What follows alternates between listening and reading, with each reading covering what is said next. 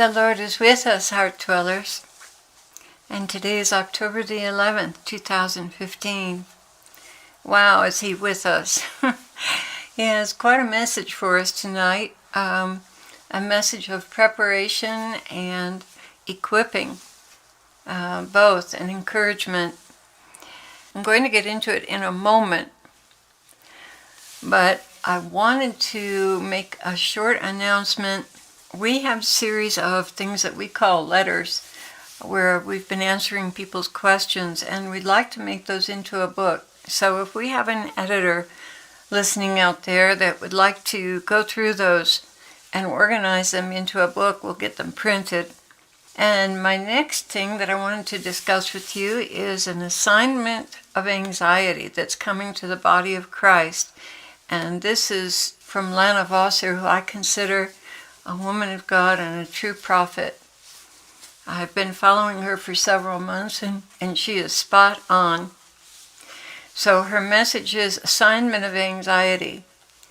I saw the enemy moving through the body of Christ, and he had a bow with arrows in his hand, and he was looking for trigger points in the people of God.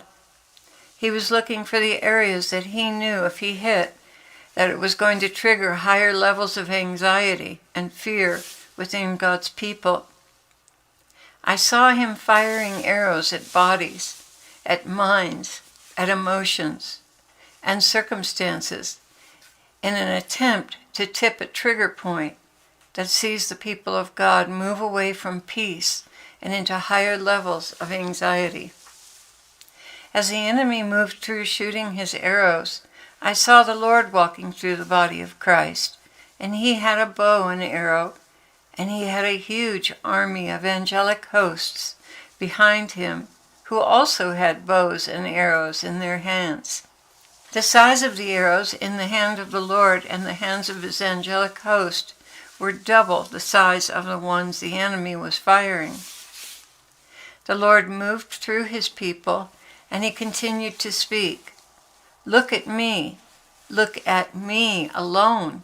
Look at me, and remember the words I have spoken over you and the area the enemy is hitting. Activate your faith in them. I will deliver you and bring about double breakthrough. The Lord and his angelic hosts were aiming at trigger points in the lives of God's people, and as the people of God cried out for the Lord to bring deliverance, healing, and took active steps of trust in him amidst the fiery arrows the enemy was throwing, suddenly arrows were released from the bow of the Lord, and the bows the angelic hosts were holding, and they hit the trigger points of breakthrough in the lives of the people of God, releasing double portion breakthroughs and breakthrough anointings. As these trigger points of breakthrough were hit, floods of greater peace and healing were being released, along with greater authority over the people of God, to bring breakthrough to others in the very areas they were hit in. Stay in peace, keep looking at him, and remember what he has spoken to you about the area the enemy is attacking. There is an assignment of anxiety against the people of God, but you can choose not to step into it by keeping your face towards him as a flint and trust him, the words he's spoken to you. Stand strong, this attack is about to pass, and you will move into greater breakthrough, peace, and authority in him. That's Lana Vosser. I believe she's out of Australia. Okay, now here's the Lord's message tonight. So tonight the Lord began speaking to me even at the beginning of worship. He just gave me one sentence, and then later he reminded me of what he said. He began, I never expect more from my brides than they can possibly do. And with each expectation comes the grace to bring it to fulfillment. So many of you have been misled by the enemy. It is not I who put those burdens on your shoulders. Rather, it is a religious spirit. The spirit's trained to make Pharisees out of believers. Did I not say, they bind heavy burdens, grievous to be borne, and lay them on men's shoulders, but they themselves will not move them with one of their fingers. It's Matthew 23:4.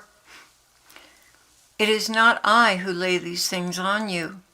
Rather, it is voices from the past, brought up by demons, charging you with crimes you never committed. They delight to see you fall under the burden. My children, if something seems utterly impossible to you, it is either me bringing forth a proposition to you, or the enemy laying condemnation on you. You will know by the fruit.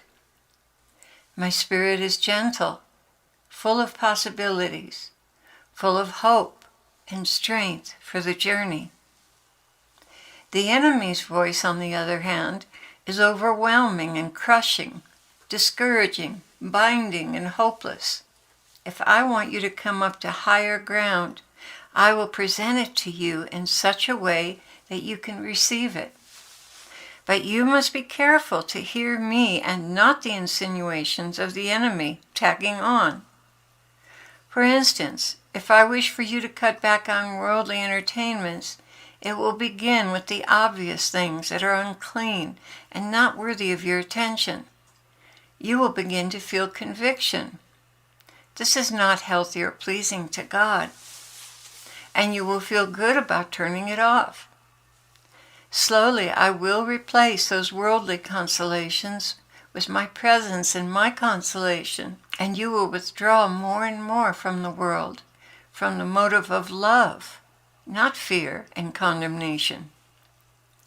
You will begin to reap the fruit of a pure heart, focused on me, and it will be so sweet it will turn your heart away from the world as a source of entertainment. This is how I work. Now, if you should feel condemnation and accusation such as, "See, there you go again, drinking from impure waters, sloughing off, watching programs when you should be out witnessing or doing something for the Lord," you're going to be left behind. That is obviously a religious spirit intimidating you and accusing you for watching innocent entertainment at a time when you need that relaxation. This is why your intimate friendship and relationship with me is so important. You come to know how I feel about the things pertaining to you, and the enemy cannot use religion and legalisms on you because you can spot them a mile away. I have broken you free from that. From your experiences in the past, you know well the workings of men. There is a story from the Desert Fathers in the very early church. There were once 2 monks in a boat crossing a large lake. The brother in the rear was working hard at the oars, while the brother in the bow was sitting back, enjoying the breeze and eating honey cakes. The monk in the back began to complain in his heart. "Why am I doing all this work and he hasn't lifted an oar to help me?"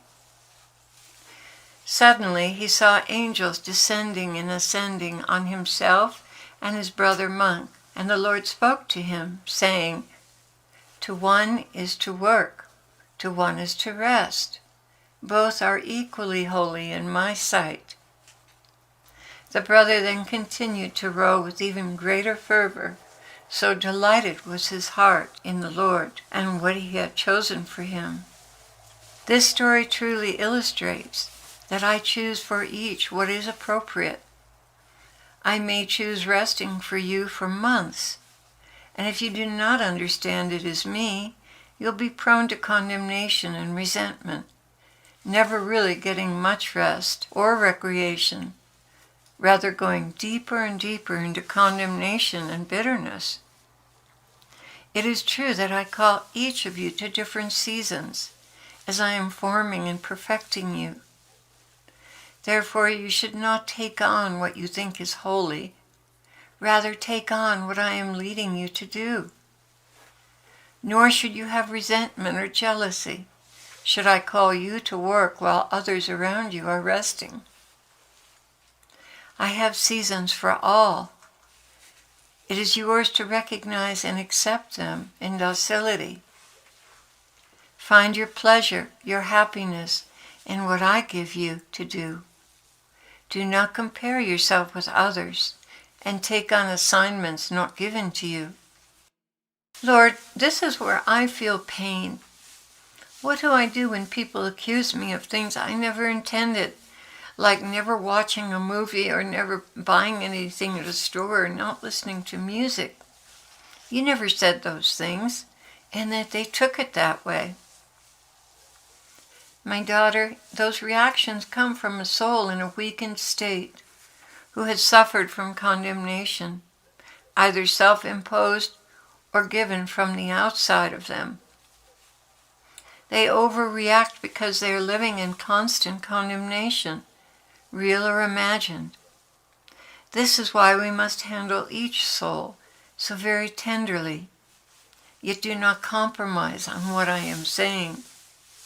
As an aside here, guys, this really correlates to what Lana was saying about trigger points and how the enemy is watching for those trigger points, places where people have suffered condemnation before.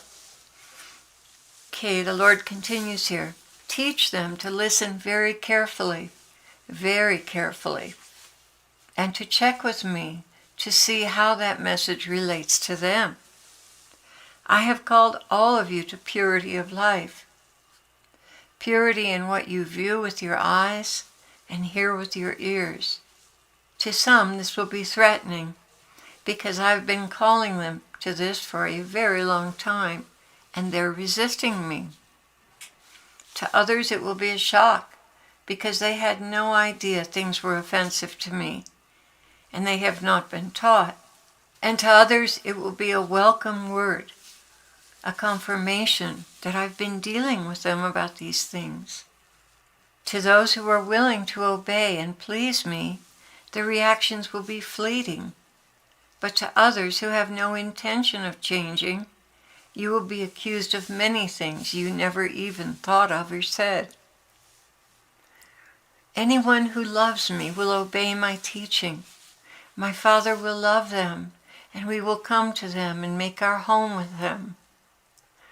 Anyone who does not love me will not obey my teaching. These words you hear are not my own. They belong to the Father who sent me. That's John 14. I have explained to you the fruit of admonitions given by me or by the devils. You must exercise this knowledge, moment by moment, day by day, or you will fall needlessly into condemnation and bitterness. There is no replacement for personal one-on-one time with me. It is your only insurance that the path you are on is the right one. I want to return to what I began to say. I never call my bride to things far beyond her, things impossible for her to do. The devils will try to confuse you so that you will fail in discernment and condemn yourself. Remember, they are all about stealing your joy and your peace. Watch for the sucker punch. Watch carefully. It is their very favorite form of attack. Also watch for a slow, almost imperceptible drift into feeling badly about yourself, to the point where you wake up feeling totally hopeless and condemned. This is always from the enemy. Always. Please stop falling for it. You are losing your peace, going around gloomy and presenting the wrong impression of your relationship with me, as if I were a harsh taskmaster. This is what the devils want you and others to believe. You can't do that. You shouldn't have done this. You're bad for trying that. Now you know God doesn't approve. Do you know that more than 2/3 of what you hear about yourself is from the enemy and not me? Well, that is the truth.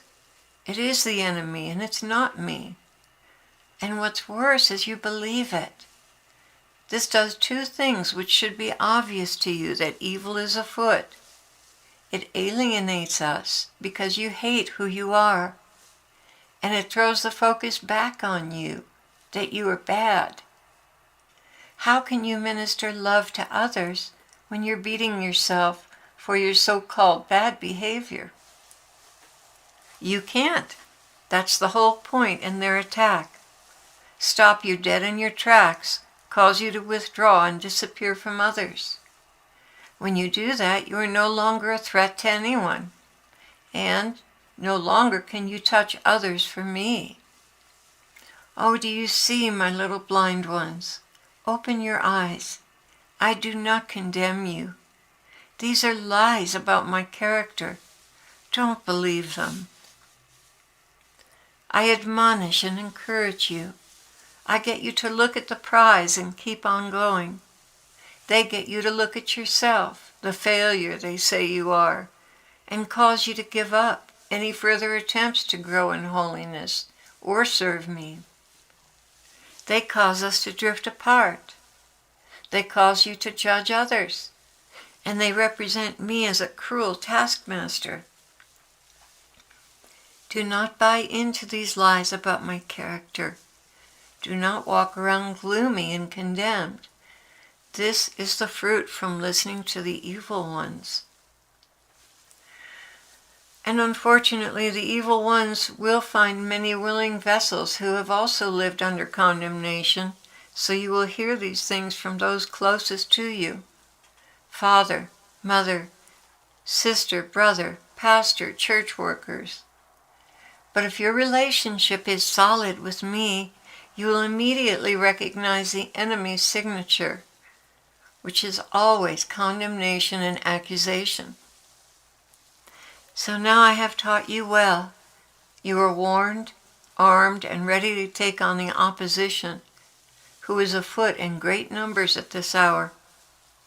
They are seeking to demoralize you, looking for your hot spots, places that still carry infection from injuries born in the past. Oh yes, they love to shoot their poison-tipped arrows and make a direct hit into that still inflamed area of tenderness. Be on your guard. They are coming to you in legion, filled with condemnation and discouragement. Do not listen and do not take it in. Be on guard. Recognize and repel them. Take every thought captive if it does not align with my loving, encouraging nature. You can be sure it's demonic, masquerading as holiness. Now I have warned you. Rise up, repel and take captive.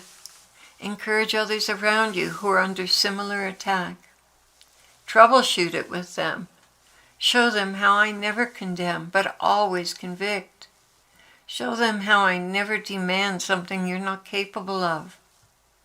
Show them that when they hear these things against themselves, it's not coming from a godly source. I admonish, I correct with hope and encouragement, reaching forth my hand to draw you up higher. Defend my character and love others as I have loved you. Go forth now, well equipped.